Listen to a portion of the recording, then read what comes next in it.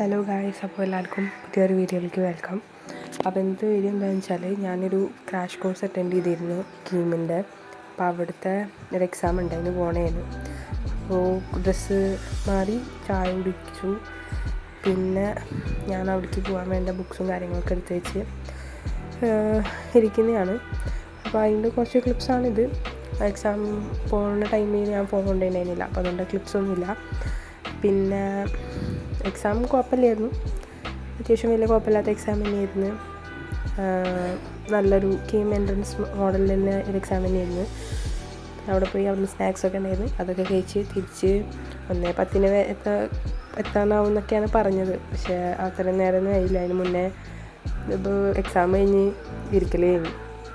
പക്ഷേ വീട്ടിലേക്ക് എത്തിയത് നേരം കഴിഞ്ഞിട്ടാണ്. അപ്പോൾ അത്രയേ ഉള്ളൂ ഇന്നത്തെ വീഡിയോ.